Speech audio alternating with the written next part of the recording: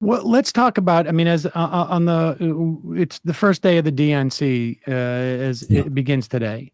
What are the competing myths that we see between red and blue, as you write about because you write essentially that the conservatives, broadly speaking, have been far better in deploying myths Hmm. in the context of politics than progressives or Hmm. liberals, I guess, as we, delineate that for us. And has that changed at various times? Yeah, at the moment, MAGA has really, at this point, I think, two myths that they feature most prominently. One is the lost cause, that they're going to restore a lost social and cultural order, and the prosperity that presumably went with it. It carries with it a commitment to the frontier, the values of the frontier, and things like that. But it's the scenario that is the narrative that they're living is the lost cause, struggling to restore an order that liberals have overthrown. And the second piece of their puzzle, intimately connected with that, is the founding Second Amendment myth. That in order to do that, you need to be armed. You have to be able to arm yourself, at least to threaten violence, in order to carry out your program, and you are entitled to that by the Constitution as well as by the Declaration of Independence. And those are clear. Those are very clear stories. It's a very clear scene. You could make a movie out of that. You can call it Gone with the Wind. Uh, uh, if you look at the mythological or the historical reference of the Democrats at this point, I really see two. One of which is the New Deal, and the other, to a certain extent, the Good War because of Ukraine. And the third one is the Civil Rights Movement. Now, it's a curious fact that the New Deal, which was an utterly transformative period in American political history, is not the center of its own mythology. There is no myth of the New Deal. You couldn't name three movies that deal with labor organizing in the 1930s, or with any of Roosevelt's infrastructure projects. I can think of one. Remember, I saw one movie about the TVA starring Montgomery Clift, I think. It's just not a story. It's subsumed in the World War II story. And to the extent that Ukraine is central to the Democrats, yeah, there's still a good war story. But the New Deal is really critical. And Biden really made that current. He really brought that back into the discourse in a way that it was never under Obama and never under Clinton. They didn't like the New Deal.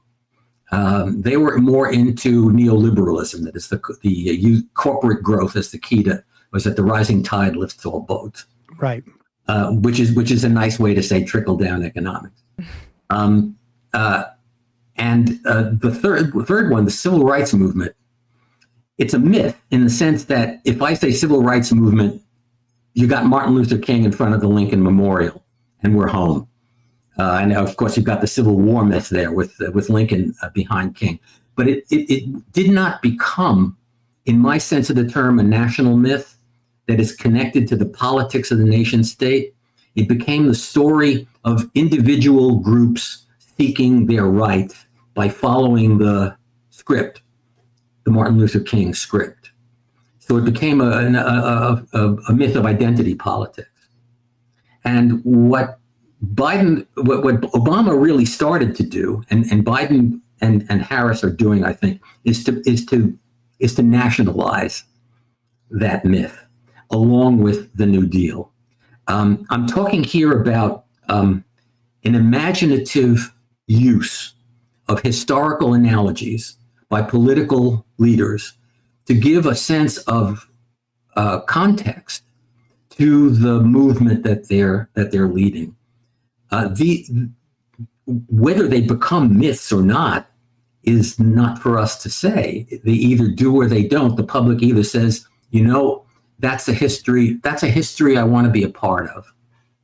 as as my grandfather wanted to be a part of the myth of the frontier. That this is a history I want to be a part of. Are there things you're seeing in Harris's language that are at least sort of like attempting to pull into those less, I guess, discreetly defined myths that the Democrats or the center left have embodied? I mean, maybe I'm over, I'm projecting a little bit on this, but the Harris and Walz have both used like freedom as a thing, which is not a typical. The last time you really heard freedom associated with a Democratic politician, it seems to me, was either freedom from government, maybe under like Bill Clinton, or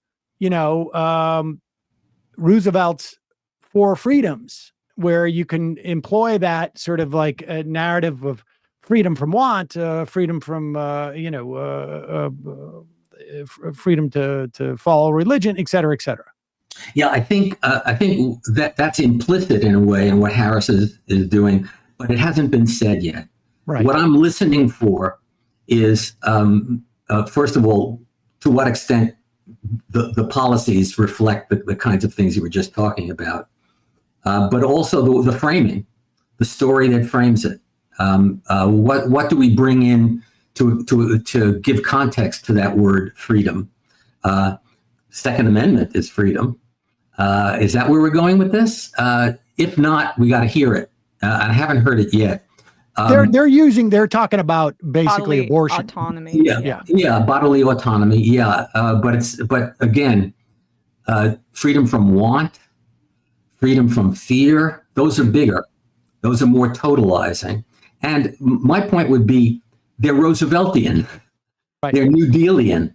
They're invoking. They're putting you in this historical frame rather than that historical frame. And I think that's an important thing to do. I don't know how it will affect the election. God knows what affects elections at this point. But I think that in the long term for the culture, that's an important thing to do. And one of the things that Biden in his campaign did do, and which I talk about in the book, is he framed his policy statements. He did at Gettysburg. And that was his civil rights liberation, connecting it to Abraham Lincoln and Gettysburg and Civil War, the liberating Civil War. And then he did a speech at Warm Springs, Georgia, which was his New Deal speech, connecting to Warm Springs, which is so associated with FDR. So he did that. He made those moves. He didn't follow up on it to my satisfaction. But it was a move. It was made. It was put into the discourse, and I'm looking to see what Harris and Walz do in that regard.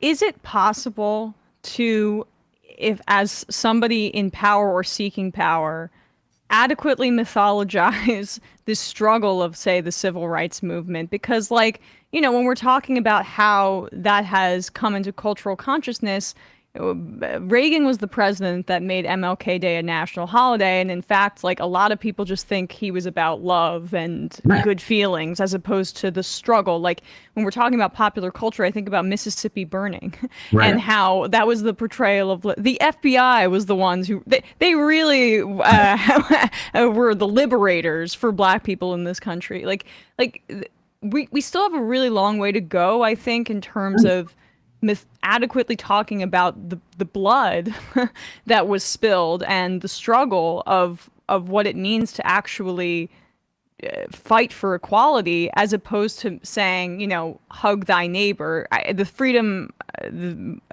I think, rhetoric is better, but is it even possible for a politician to encompass that? I hope so. I think there were some attempts that were made over the last couple of years around the death of John Lewis and the recall of the Edmund Pettus Bridge, the demonstrations in Birmingham, the controversy, the discussions around the voting rights, the failed Voting Rights Act. brought up specifically the notion of struggle in connection with civil rights, and connected it to an issue that affects everyone, which is to say voting rights. So I think gestures have been made in that direction. No one storytelling incident or episode makes a myth. It's repetition. It's the fact that people come back to it and do it again. Oh, that's so good. I have to repeat that. I have to find another version of that. I have to find a sequel. I have to find a prequel that brings the story into currency and use. And again, I see a tendency towards it, but let's see what use is actually made of it. We will indeed have an opportunity to see if they're going to deploy something that dramatic, at least in terms of rhetoric, this week. Richard Slotkin, cultural critic, historian, professor of English and American Studies at Wesleyan University. His latest, A Great Disorder, National Myth and the Battle for America. We will put a link to that at majority.fm. Thank you so much for your time today. I really appreciate it. Thank you very much. Thank you for having me. Good talking with you. You too. Bye-bye. Bye. Hey, folks, don't forget to hit the subscribe button and check out our daily show. We do it every day at 12 p.m. Eastern for about 2.5 hours. We even take phone calls. You should check that out.